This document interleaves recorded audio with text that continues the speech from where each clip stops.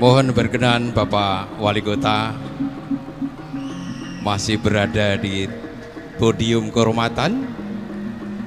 Mohon izin Pak Wali Kota mohon tetap berada di podium kehormatan.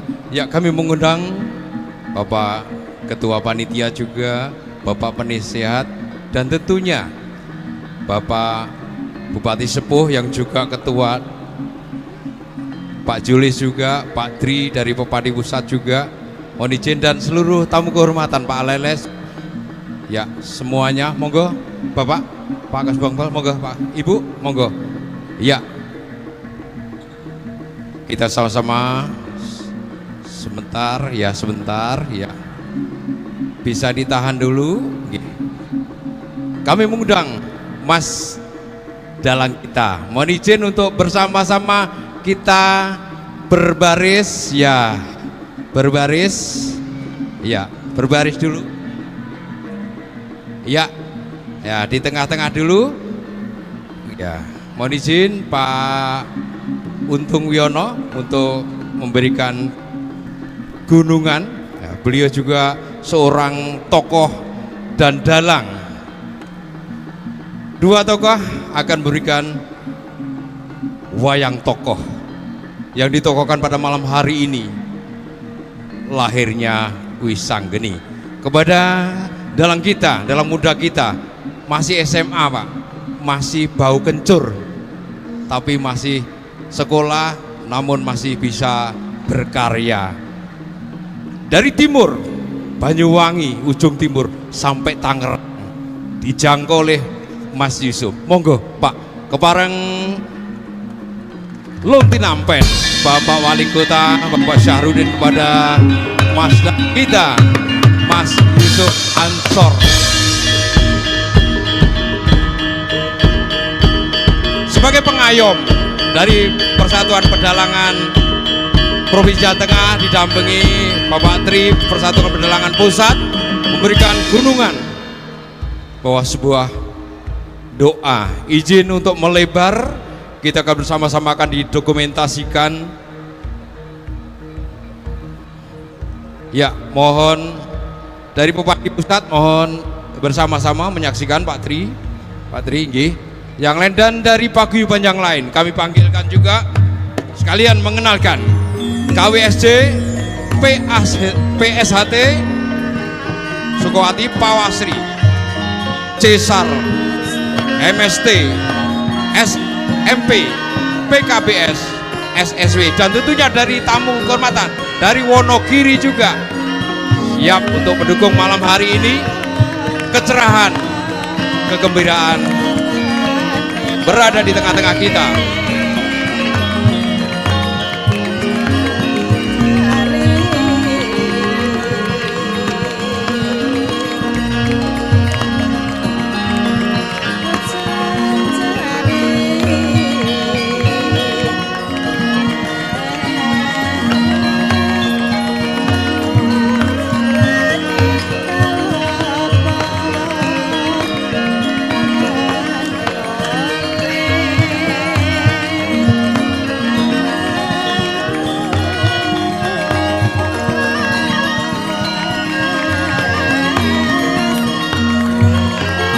Dan malam hari ini streaming kita menduniakan wayang kita. Pada malam hari ini warga Agen Sukowati menggelar wayang dalam rangka halal bihalal silaturahmi warga Sukowati 4 April 2026 dari Gor Nambu Tangerang. Disiarkan secara langsung MS Studio TV Citra Raya Tangerang, Yusuf Ansor Channel, Andika Multimedia, Pepadi Official, dan tentunya channel-channel Bapak Ibu di genggaman tangan Bapak Ibu. Kita akan mengudara, akan bersiar budaya, bahwa warga Sukowati cinta budaya, tidak terlepas dari belajar Ki Yusuf Ansor. Masih usia belia akan menggelar dan menyemarakkan suasana halal bihalal warga Sukowati.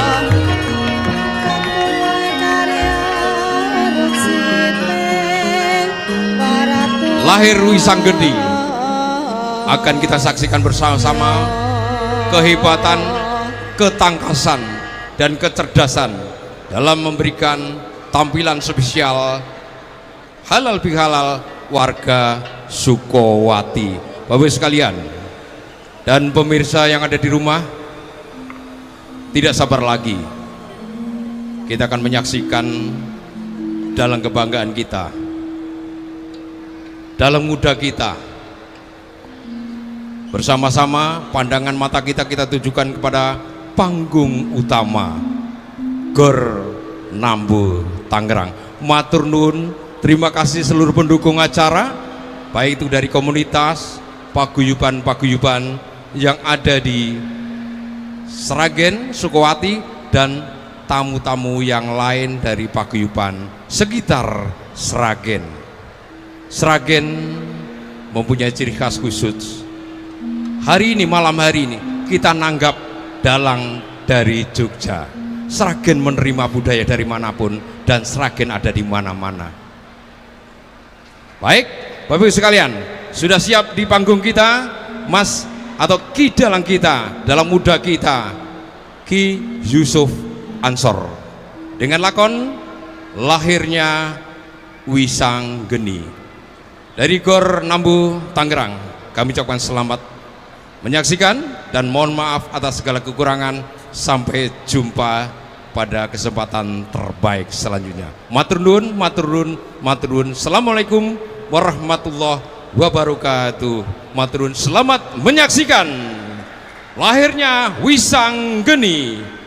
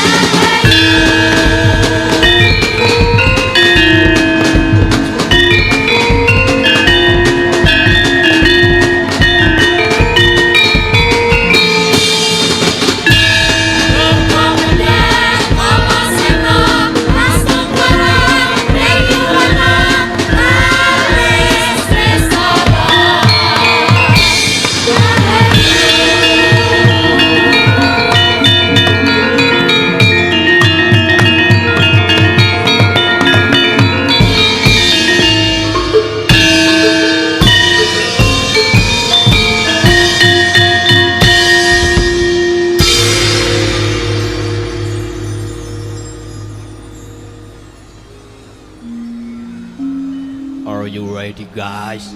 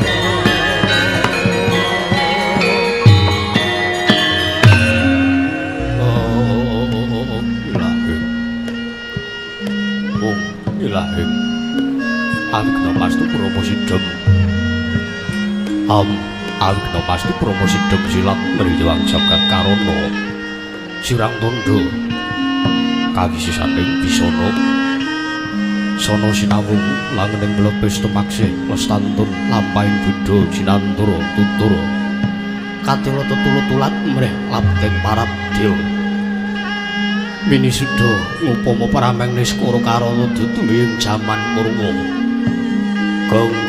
Gangga durga mendak kala sirna pinardi tameng lalata mangya tekap usana haning gubita tawung renggeng lambang matumpa-tumpa marma panggung sang melengkata segebyar dumadining wayang Purwa purwakaning kandha pinarik runtuting basa dongeng kina ngemusu rasa yen pinarasaya karaos mulat sariwang rasa wani kruhing diri rasa rumangsa ngrumangsani pindhane kadya jalma kang kaca jarwebus riraku cek carita bejewus kagelar ing materi pakliran yen Gusti damel sane pagelaran ringgit Purwa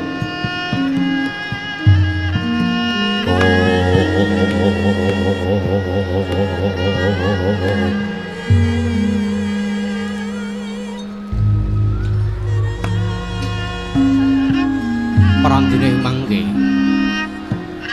ngang saking wekdal watawi sangsaya dalu pramila ingkang lenggah wonten ing madaning pendhapi ya ing Joglo sanes Jogja Solo nanging bale wis manira Sang Kilurah Semar Badranaya la sinten ta Sang Kilurah Semar Badranaya punika mung panakawaning para Pandhawa tartenu sadur kang sami rawuh sampun datar kewran malih dhateng Sang Juru Dyah Punta Prasanta prandiring mangke ing madaning pendhapi padukuhan Karang Kadempel anampi rawuhipun nata ing Dwarawati ya negari ing Dwaraka pujangganing para Pandhawa nenggih Sang Nata Prabu Sri Bathara Kresna kadheraken dening putra Pringgandani nenggih Sang Raden Hari Gatotkaca prandining mangke Sang Kilurah Semar Badranaya datan kantun dinamping-ampingi dening Atmaja kinasihipun nenggih Sang Kilurah Bagong ya Sang Kilurah Kacepot prandining mangke Sang Kilurah Semar Badranaya angrantu lakuning gong gendhing pangrasa ing manah sinambyang laras udut werna cemeng ngagem pipa balung kirik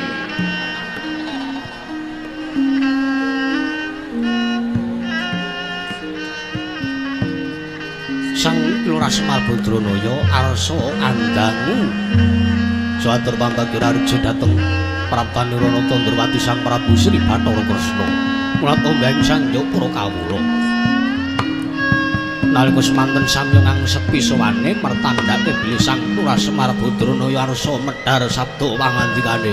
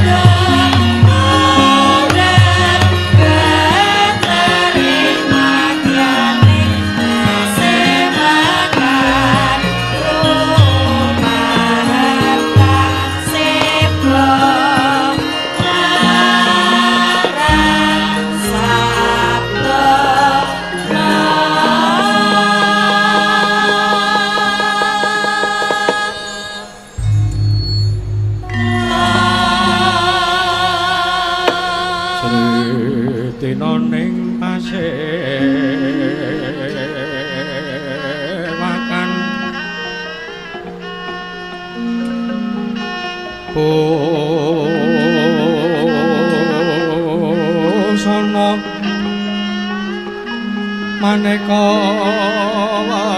warna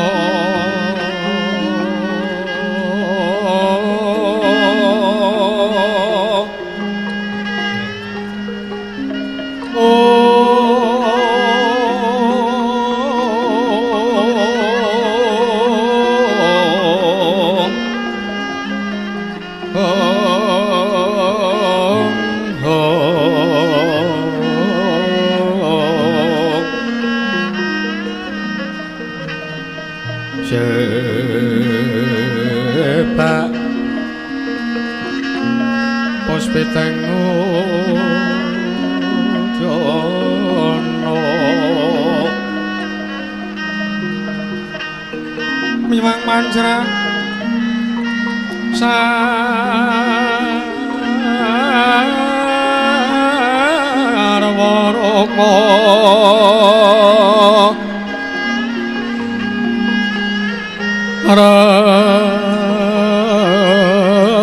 ranggeng manik nara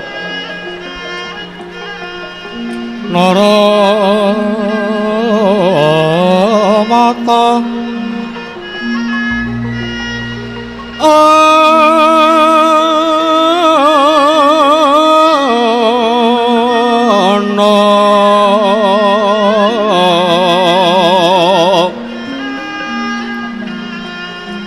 Obro Prabanyo kang sumirat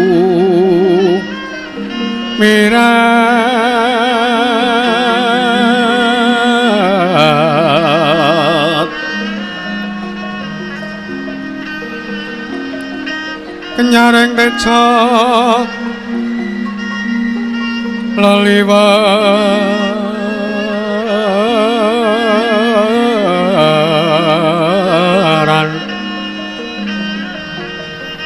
lir kilat sisiring tadet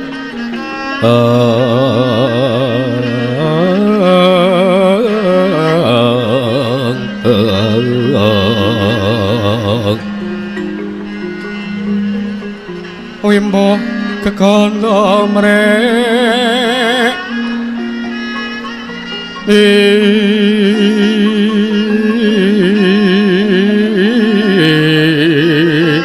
ingin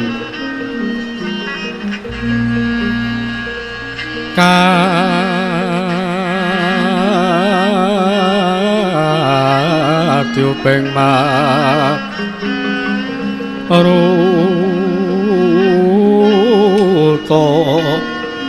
mondo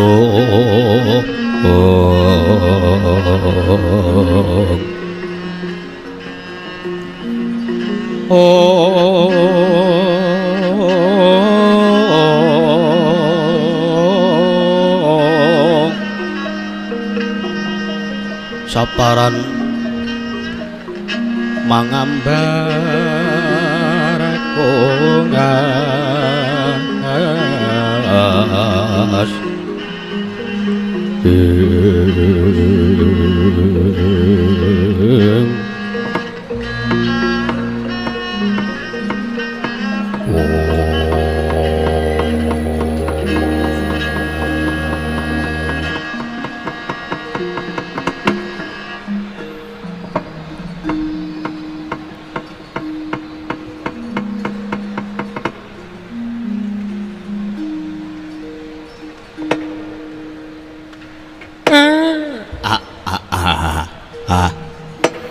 Kekuk satuli tomel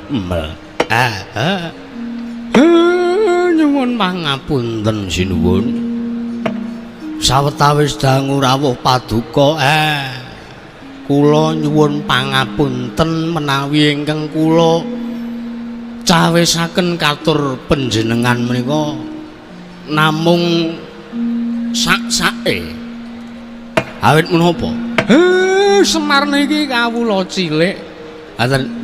Semar niki ming wong desa. Ning atase Semar ming wong desa iso tekan kutha menika rasane bayuh jebule penak ning desa. Sinuwun Kresna kalih Ndara Gatotkaca. sak rawuh sampeyan Semar ngaturaken sembah sungkem kula kunjuk sinuwun. Niwang suksmana kang adilunuwih ana sasmintaning sun jagat wasesaning Bathara Hung bawana langgeng sinunggi datanawrat. Ya Kakang Semar banget. Bombong panarimaku aja duweni pangandikan ingkang kaya mangkono jalaran sanajan Kakang Semar kuwi kahanan desa nanging Nata Ndrawati iki luwih seneng sarta luwih ayem yen to mapan ana ing Karang Pradisan. Ya mapan ana ing Karang Kadempel nyata kanane najan to beda adoh marang kananing para kawula ing Kutagara. Najan to ora ngukup bondo donya ingkang akeh nanging padha ayem atine. Ha nggih. Nggih. Pun nggih ampun kathah le ngendikan. Pun yaketen iki. Iya ya Bagong ya nggih. Kakang Semar tak tampa gawe bombong panarimaku ning aja lara atimu Kakang. Lah sebabe pripun?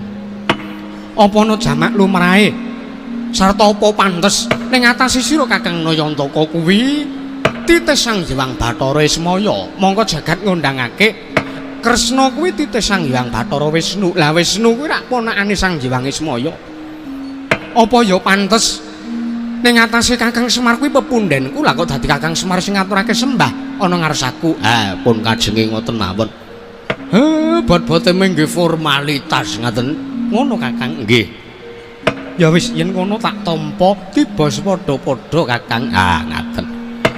Ndara Gatotkaca. Sak rawuh sampeyan kula ngaturaken pambagya harja mugya kunjuk Ndara. Ya. Siwa Nayantaka ya Siwa Semar wis tak tampa. Sowanku ora walangan Swijapa, ya mung aku ngaturake basaku katurut. Kunjuk ana kersaning Siwa Nayantaka, Siwa Semar. Kula tampi dawa sami-sami aja kuwalat. Muga-muga leh kula nampa sembah sampeyan iki kula ora kuwalat ning urip kula malah entuk ganjaran sing sakmur Allahumma amin. Ya. Siwa Nayantaka ya. Nggih. Rokim kowe gek mbagekke kae tamune kae. Ora klewa-klewa karo aku. Kowe engko nek aba kon ngunggahke apa ngono aku mung reka-reka muntir lho. Janjane ora tak puntir. Ayo arep kon ngunggahke monitor ki ya uncal-uncali kok Ji Samsu. Sarawuhipun sinuwun Kresna bekti kula konjuk sinuwun. Ya Bagong tak tampa pangestuku wae tampanana. Sampun sanget anggen kula pundhik. Sarawuhipun Ndara Gatotkaca bekti kula konjuk Ndara. Ya. Panakawan Bagong tak tampa gawe lega rasane atiku pangestuku tampanana. Nggih, pun kula pundi ndadosaken jimat. Mugi dayane gesang kula. Mugi-mugi gesang kula ditebahaken saking rubeta dicaketaken dening Redana Allahumma amin. Ya Bagong ya nggih. Pokoke donga niku sing apik-apik mawon. Iya. Penting sampean sehat, penting sampean waras, sampean iso tekan kene ora ketang ming karangan bungane ya Mir ya. Iya. Karo utusan sambutan. Iya. Wis diprayogake anu dipun sekecaken lenggahipun Ndara Gatotkaca. Bagong kaya wis ora kurang kepenak sowanku ana ngersane wong tuamu Semar. Nggih. Nuwun sewu janur guna ngedingaren. Rawuh sampeyan teng mriki enten wigatos napa Blaka Suta kemawon? Kula arep to anggap lancang nggih mboten napa-napa. Kula arep sampeyan anggap keladuk wani kurang deduga ning gandeng kula niki sing di omah pantese ra nggih dangu. Wigatose napa? Napa wonten kaluputane Semar sing ajeng mangdawahi pidana? Napa kosok wangsulipun sampeyan ajeng nyorek jadwal kula? Monggo Pak Direktur kula aturi paring dawuh. Sinuwun Kresna. Leng-leng ramyang ningkang driya lir Hyang Candra katawangan sumu ing jas katuk retan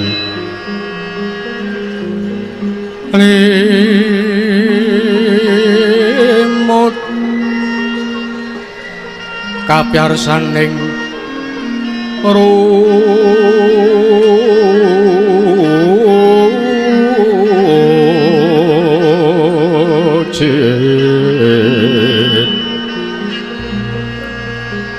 aram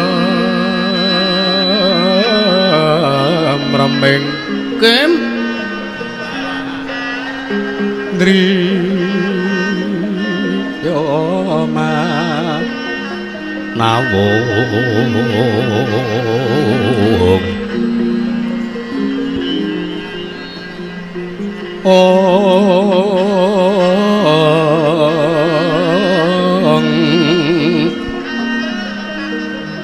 kekuwunging yewang wisesa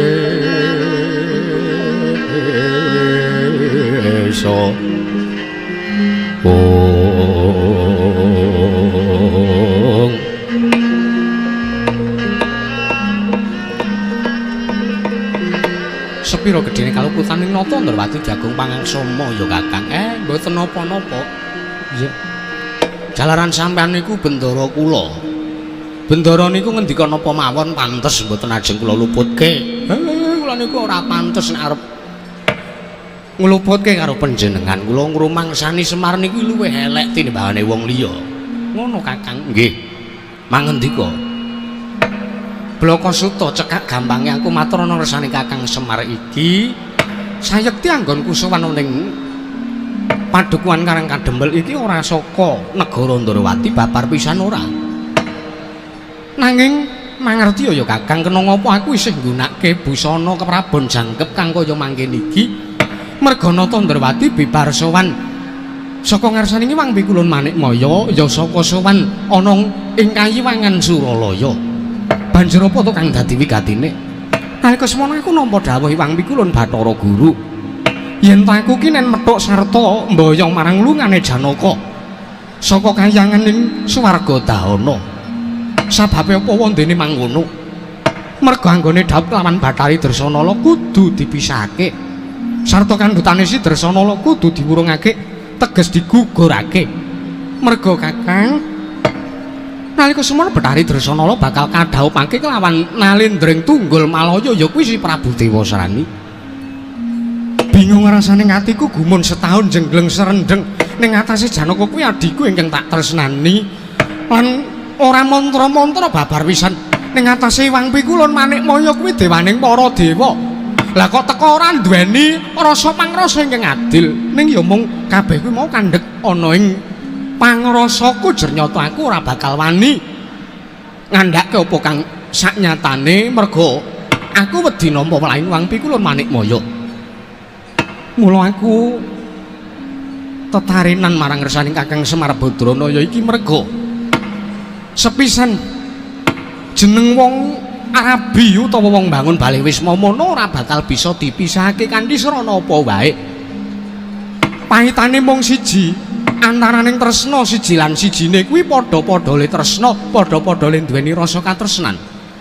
Ping pindhone Dresanala kuwi ngandhut jabang bayi pitung candra yuswane lho Kakang. Apa ya bakale tegel yen aku murungake kandhutane si Dresanala lan aku mboyong baline Janaka Kakang.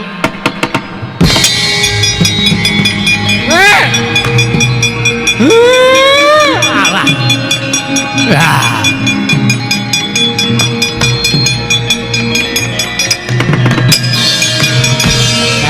Panus maning jajalanan setrayali binentang laut sondel meker mendel meres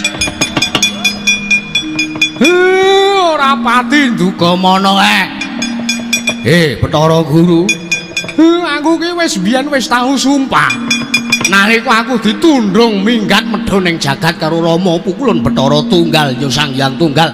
Aku ki wis sumpah aku ora bakal munggah kayangan menawa ora sudi ngukup kamukten kayangan. Ning kena ngapa?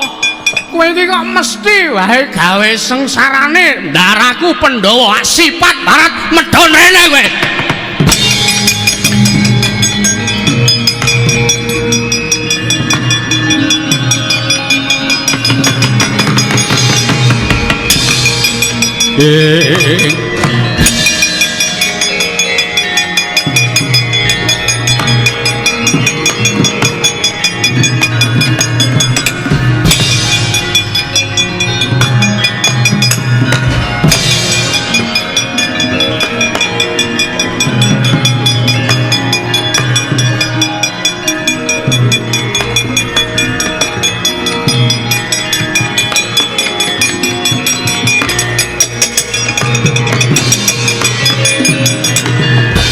sirap pertapaning andita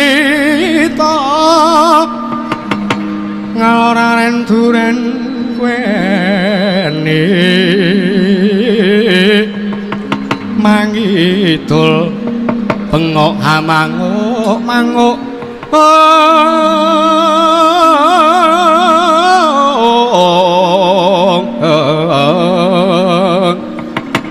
kalih kadhak-kadhap ketap siung keloro hangeliling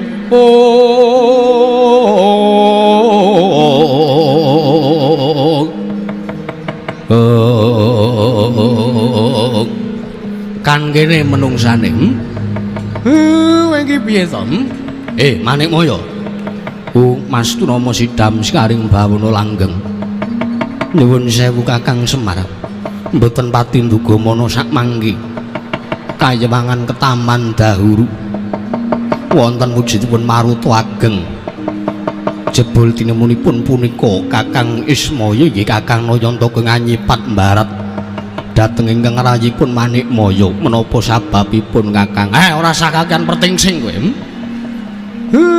ora usah kakean bergajul aku tak takon karo kowe wangsulan sing blaka cetha lan terwaca aja mbok tutup-tutupi aku aja tak apusi nuwun sewu lepat kula menapa luputmu akeh dosamu gedhe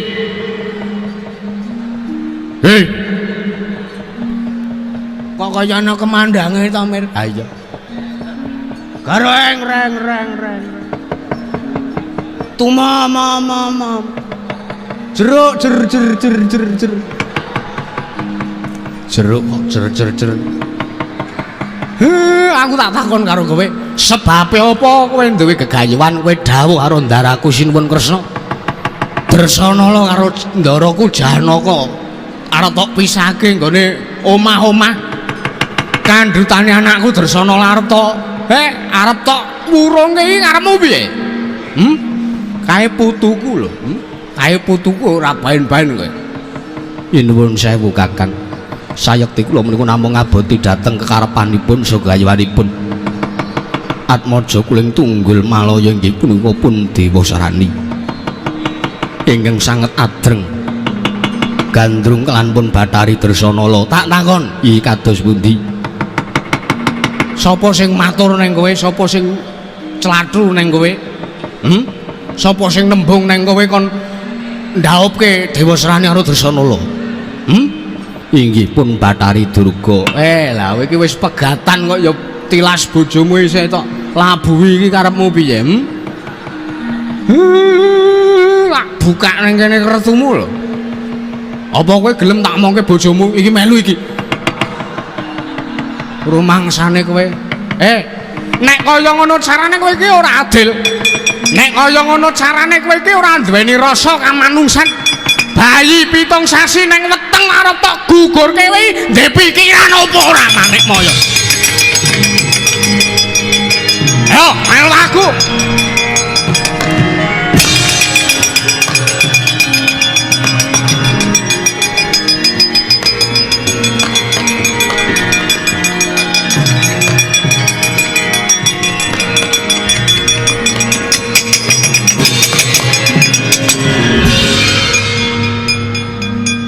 pripun ngaten iki lah kok mung ditinggal semprung ki lho ambon iki kok Semar nika can wong tuwa mbeling kok titeni mawon nika mengke sawengi blas mboten medhun nguyuh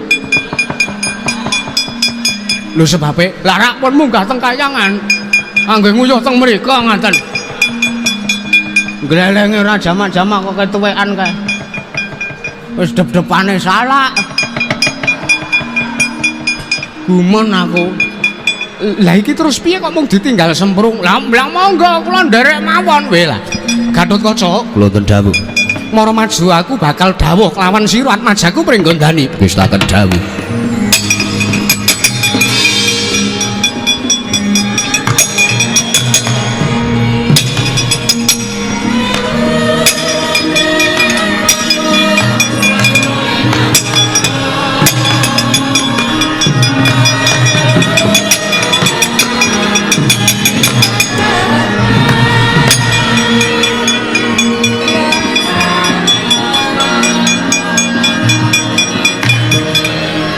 Suradira jayane ngarat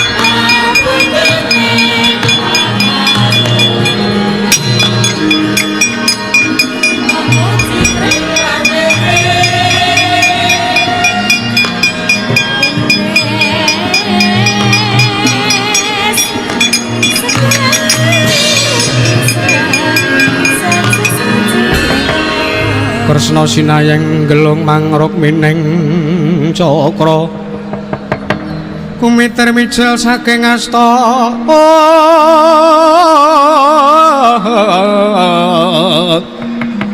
mintonaken dewe kramandira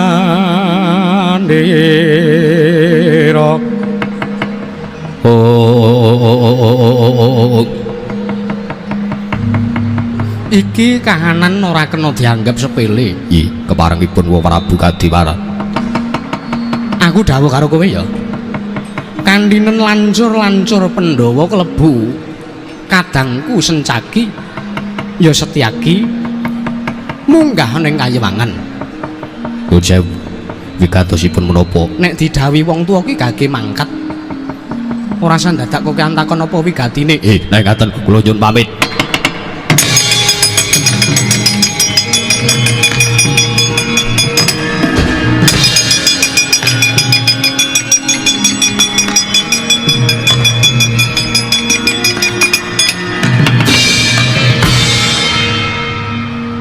Edan patas tenan jame mepet. Nggih.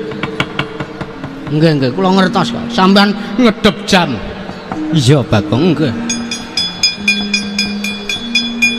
Ratu entuk jam tangan niku rak kula to sing nukokke. Iya. Kula kelingan kok sampeyan biyen ki ora iso maca jam. Aneng ya pripun kula ajari terus sampeyan akhirnya gelem. Terus niki pripun? Ayo kowe tak kandhi sowan ngersaning para Pandhawa. Ngaten, iya. Merga perkara iki bakal tak kandhakake sing saknyatane ana ngersaning Yayi Prabu Puntadewa. Ngerti ya, Janaka kuwi dadi golekan wis suwe. Wiwit sepisan munggah Kayangan, Brasta angkara murka, pengawak Prabu Niwata Kawaca seprene urung bali. Malah iki perkara bisa tak aturake nang ngersane Yayi Prabu Darmakusuma. Oh ngaten, iya Bagong nggih ngestaken dawuh. Nek ngaten iki karang kadempel suwung ora apa-apa. Wong ora ana bandane apa-apa, kowe kok sapa sing arep maling omahmu? Nggih. BPKB pun kula gadhekke. Weh, gareng sing gadhekke senes kula. Nggih pun, kula dherekake sinuwun Kresna.